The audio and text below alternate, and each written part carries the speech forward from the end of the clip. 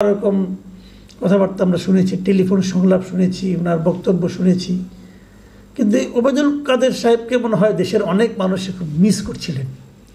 কারণ ওনার কথায় প্রচুর লোক, যখন ওনার ক্ষমতায় ছিলেন, প্রচুর মানুষ যখন ওনার কথা শুনে বিমল আনন্দ পেতেন যে এই লোক বলে কি, কীভাবে কথা বলেন, ওনার বাচনভঙ্গি, শব্দ চয়ন সবগুলোই ছিল এক একজনের কাছে এক এক ধরনের বিনোদনের একটা মাধ্যম। সেই ওবায়দুল কাদের সাহেবের আবার একটা আপনার টেলিফোন ইন্টারভিউ ছিল, এটা কোনো ভিডিও ইন্টারভিউ না, অডিও ইন্টারভিউ, সেটা শুনলাম। আপনি ওনাকে পছন্দ করেন আর না করেন যাই হোক, কিন্তু ওনার ব্যাপারে কিন্তু আগ্রহটা সবারই আছে যে ভদ্রলোক এখন কি বলে দেখি। এটা এই কারণে যে আরেকটা কারণ ছিল ওই কারণে যে আমরা শুনেছি উনি প্রায় 3 মাস দেশে ছিলেন। এই 3 মাস কোথায় ছিলেন, কিভাবে ছিলেন, কার প্রশ্রয়ে ছিলেন, কার আশ্রয়ে ছিলেন, এগুলো একটু জানার আগ্রহ কিন্তু অনেকের মধ্যে আছে। কিন্তু সে সমস্ত জানার আগ্রহ নিয়েও কিন্তু আমি শুরু করেছিলাম। এই কারণে আরও একটা কারণ ছিল যে ইউটিউবে যখন আমি এই ভিডিওটা পেলাম তখন সেটা শিরোনাম ছিল যে উনি যে বাথরুমে 5 ঘন্টা লুকিয়েছিলেন, সেই বিষয়টা উনি শিরোনামে ওখানে দেওয়া হয়েছিল। তাই আমি ভাবলাম যেহেতু বাথরুমে 5 ঘন্টা লুকিয়েছিলেন, পরবর্তী 3 মাস কোথায় ছিলেন সেই প্রসঙ্গটা হয়তো আসতে পারে। বাট আনফর্চুনেটলি ওই প্রসঙ্গে উনি কিছুই বলেননি। যারা ওনাকে আশ্রয় দিয়েছেন, তাদের কাছে রেখেছেন, তাদের জন্য এটা অবশ্য একটা সুখবর, কারণ তারা কোনো বিপদে পড়বেন না, ওই ব্যাপারে উনি কিছু বলেননি। এখন এই ইন্টারভিউর কিছু কিছু অংশ আমি আপনাদেরকে একটু নিয়ে আলোচনা করতে চাই আপনাদের সঙ্গে। এটা আলোচনা করার এই কারণ, আপনারা বলবেন যে এই দলটা তো কার্যক্রমে নিষিদ্ধ, ওবায়দুল কাদেরের রাজনৈতিক ভবিষ্যৎ কিছু আছে কি না এটা নিয়ে অনেকগুলো সন্দেহ আছে। আমি তো মনে করি ওনাদের আর কোনো চান্স নাই আসলে। এই লেয়ারের যারা ছিলেন, ওনার মতো যারা ছিলেন, এদের আমি মনে করি না বাংলাদেশের রাজনীতিতে এদের আর কোনো সুযোগ আছে। ওনার যে মূল নেতৃত্ব আরও কোনো সুযোগ আছে কিনা আমি বলতে পারবো না, আমার মনে হয় না। শেখ পরিবারের কারো সুযোগ আছে কিনা আমি তাও মনে করি না, এবং আমি মনে করি থাকা উচিত না। কারণ লুটপাটের সঙ্গে শেখ পরিবার যেভাবে জড়িত ছিল এটা ভয়ঙ্কর অবস্থা। এবং আরও ইন্টারেস্টিংলি আপনি দেখবেন আপনারা যে এত লোক গ্রেপ্তার হয়েছে, এই কেন্দ্রীয় নেতৃবৃন্দের কিন্তু ম্যাক্সিমামই গ্রেপ্তার হয় নাই, এবং শেখ পরিবারের একজন লোকও গ্রেপ্তার হয় নাই। এটা অদ্ভুত একটা ব্যাপার। যাই হোক, অনেকে প্রথম ধারণা করেছিল এরা বোধহয় সেনাবাহিনীর এখানে লুকিয়েছিল, সেনাবাহিনী যে 626 জনের কথা বলেছিল সেখানে হয়তো ছিল, কিন্তু পরে আমরা দেখলাম যে সেনাবাহিনী যে তালিকাটা দিল সেই তালিকাতেও কিন্তু আমি এদের নামটাম খুব একটা দেখলাম না, ওবায়দুল কাদের নাম তো সেখানে নাই। যাই হোক, আমি এবার ইন্টারভিউটা নিয়ে আসি। ইন্টারভিউতে বেশিক্ষণ বলা যাবে না, আমি সংক্ষেপে যতটুকু পারি কয়েকটা ঘটনা সম্পর্কে আলোচনা করি। প্রথমেই উনি একটা গল্প বলেছেন, আমার কাছে গল্পটা খুবই হাস্যকর ঠেকেছে। গল্পটা হলো উনি বলেছেন যে উনি ওনার যে বাসভবন আছে তার পাশে একটা বাসায় লুকিয়েছিলেন, তারপরে সেখানে কয়েকজন ছেলেরা গিয়েছিলেন, উনি এবং ওনার স্ত্রী বাথরুমে লুকিয়েছিলেন। ছেলেরা তাকে দেখে প্রথম নাকি তারা আক্রমণাত্মক ছিল, তারপর ওনাকে দেখে নাকি তারা নাকি অন্যরকম হয়ে গেল, এবং তারা তাকে চিনলো। চেনার পর নাকি তারা তার প্রতি খুবই সহানুভূতিশীল হলো, এবং তার সঙ্গে সেলফিতে ছবি তুললো, এবং তাকে একটা গাড়িতে উঠিয়ে দিল। এইটুকু আমার কাছে মনে হয়েছে ভাই পুরো একটা বানানো গল্প।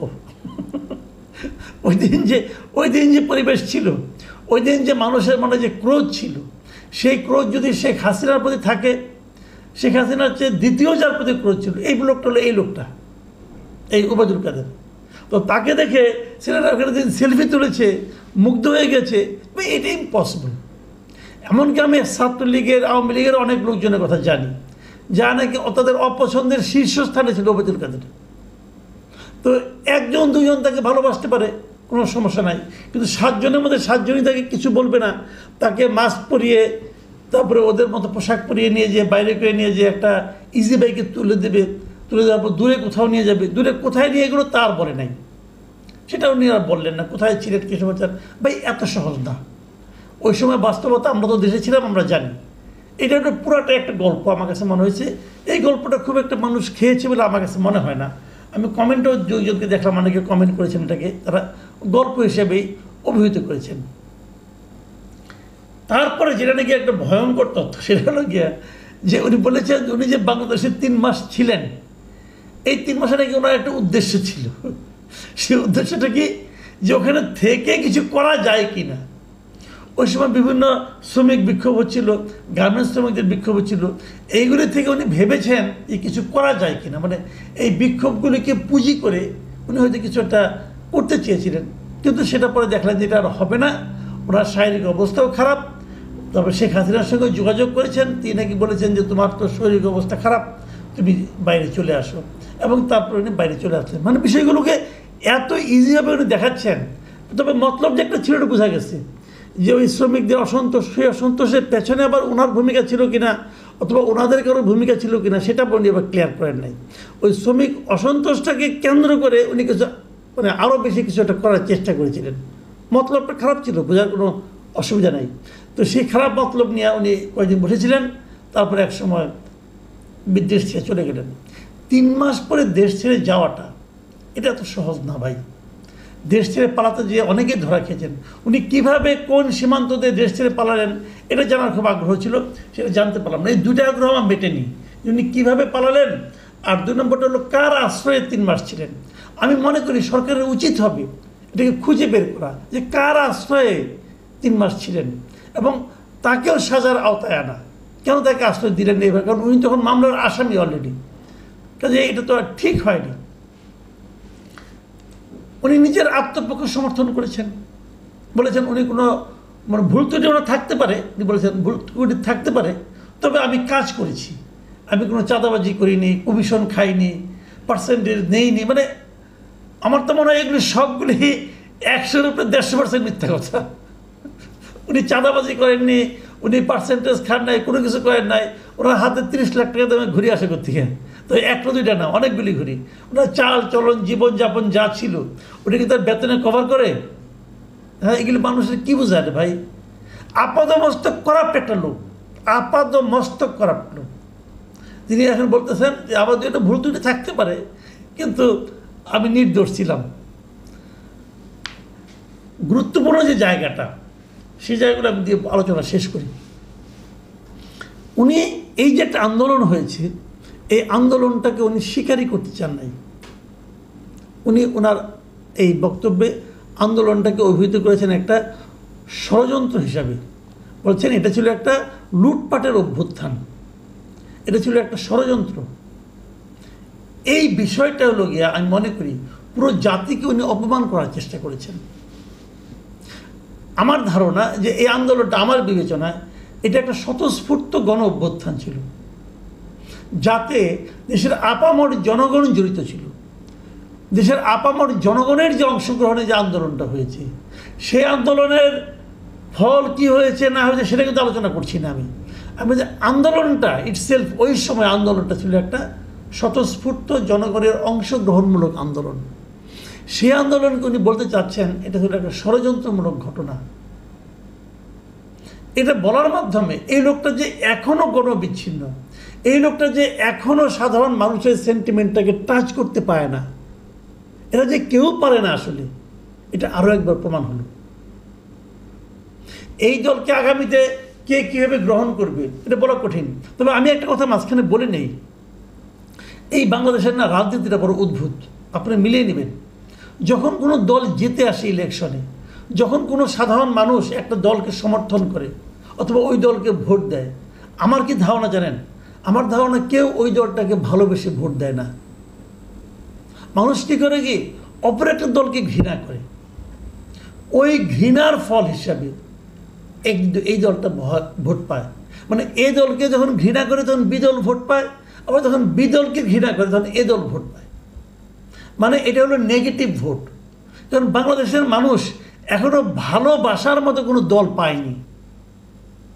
এটা হলো সবচেয়ে বড় ট্র্যাজেডি আমাদের জাতি হিসাবে, এটা আমি মনে করি, এটা আমার ধারণা। তো সেখানে হয়তো আগামীতে আওয়ামী লীগের প্রতি মানুষের একটা সিম্পাথি থাকতেও পারে, বাড়লে বাড়তেও পারে, আমি জানি না।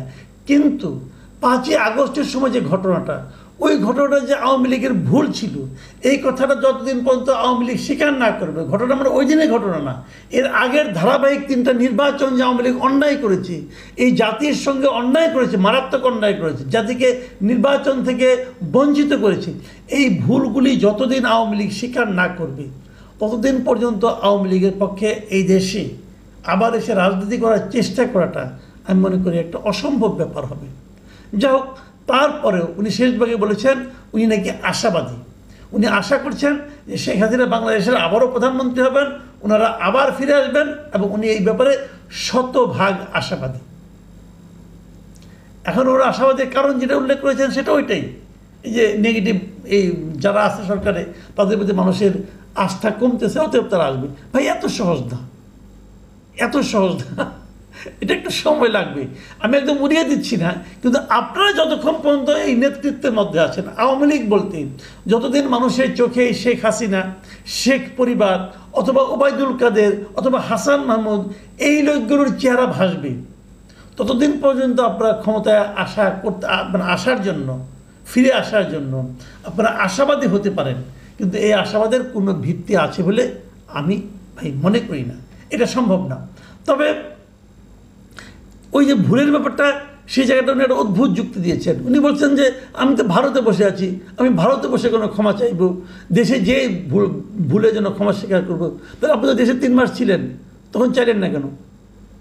অথবা দেশে ফিরে আসেন ক্ষমা চাওয়ার জন্য, আসেন, আপনি তো আশাবাদী মানুষ। আমি মনে করি আমাদের রাজনৈতিক দলগুলোর এই জায়গাটাই সবচেয়ে বড় ঘাটতি। আমাদের রাজনৈতিক দলগুলোর আত্মসমালোচনার কোনো ব্যবস্থা নেই, তারা কেউ আত্মসমালোচনা করে না, কেউ ভাবে না, কেউ বলে না যে আমাদের কি ভুল হয়েছিল, ভুলের জন্য কেউ ক্ষমা প্রার্থনা করে না। এই জায়গাটা যতদিন পর্যন্ত আমরা তৈরি করতে না পারবো, ততদিন পর্যন্ত এই দেশের রাজনীতিতে খুব বড় কোনো ইতিবাচক পরিবর্তন হবে এটা আমার কাছে মনে হয় না। আমি এখানে অনুরোধ করব, যারা এই ইন্টারভিউটা দেখবেন, যদি কেউ দেখেন আর কি, তাহলে দয়া করে এর কমেন্টে যে লোকজনের কথাবার্তাগুলোকে দেখেন। এখানে অনেক লোক অনেক ধরনের কমেন্ট করেছে। অনেকে বলেছে, যেমন একজনকে একটা কমেন্ট করলাম, উনি বলছেন যে আপনার কথার ভারেই দল ডুবে গেছিল, আর এখন বিদেশে বসে উল্টাপাল্টা কথা বলে আমাদের বিপদ বাড়াইয়েন না। এই যে কথাটা বলেছেন যিনি, বোঝা যাচ্ছে উনি একজন আওয়ামী লীগ করেন, এবং উনি এটা বুঝতে পেরেছেন যে বাইরের এই সমস্ত নেতাদের কথাবার্তায় বাংলাদেশে যারা আওয়ামী লীগের নেতাকর্মী আছেন তাদের বিপদ বাড়া ছাড়া কমবে না। এই জিনিসটা আওয়ামী লীগের ওই করাপ্ট লিডাররা, করাপ্ট বলেন, ফেইল্ড বলেন, মানে ব্যর্থ বলেন, পর্যুদস্ত বলেন, এই লিডাররা যত তাড়াতাড়ি বুঝবেন, ততই এই দেশের এই মানুষগুলো স্বস্তিতে জীবনযাপন করতে পারবেন। প্রিয় দর্শক, এখন এই পর্যন্তই। আল্লাহ হাফেজ।